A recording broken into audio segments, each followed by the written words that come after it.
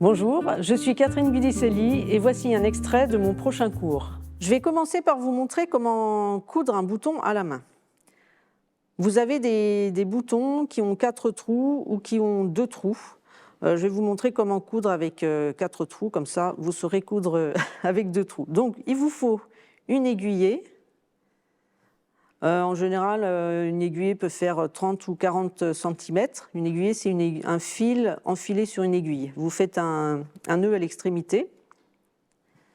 Vous allez prendre un petit accessoire qui peut être utile, comme un cure-dent par exemple, et vous allez prendre un bouton plus petit, parce que dans certains cas, on coud le bouton et on en met un plus petit au dos pour renforcer la couture sur certains tissus un peu épais. Donc vous avez votre bouton.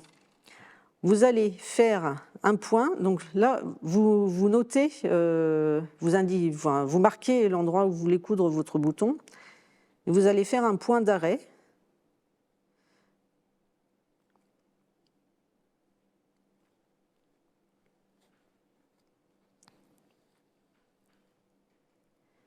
Avec votre nœud très près du repère. L'idée, c'est que le nœud soit caché sous le bouton. On peut mettre aussi le nœud sur l'envers, mais on le verra sur l'envers. On peut aussi glisser le nœud entre la parmenture et le vêtement. On coud le bouton sur la parmenture aussi, pour que ça soit plus solide.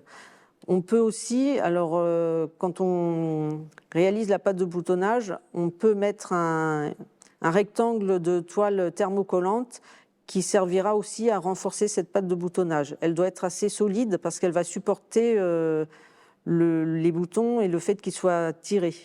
Donc le point d'arrêt, c'est 2 points l'un sur l'autre.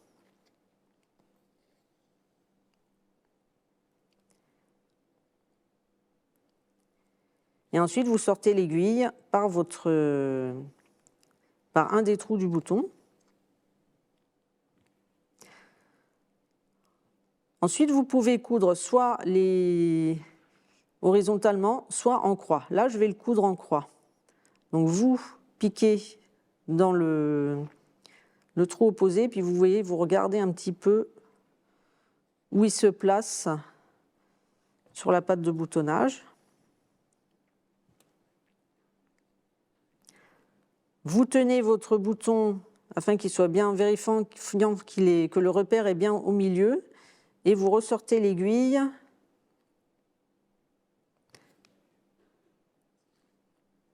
par le trou opposé, par le trou du dessus, pardon.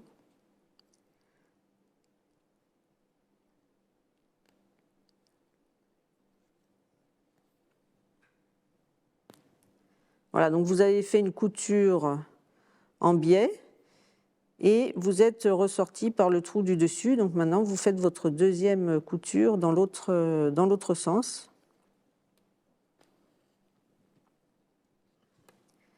Voilà, il faut que le bouton soit bien droit. Donc vous voyez, il est un petit peu décalé. Donc on va faire plusieurs points comme ça. Donc la prochaine fois, je le recale un petit peu.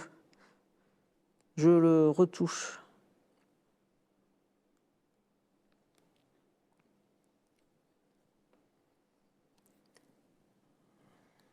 Vous recommencez. Alors quelquefois, on met le fil en double sur l'aiguillet.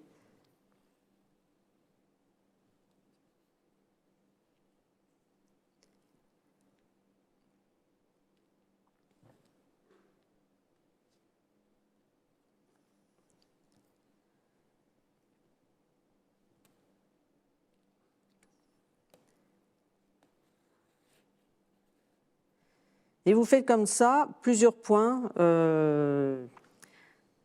les uns sur les autres.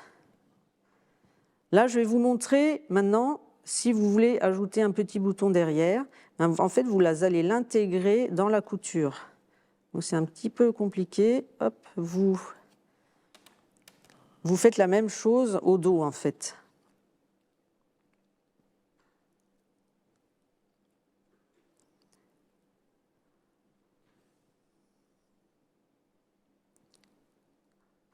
Si cet extrait vous a plu, retrouvez l'intégralité du cours sur artesane.com.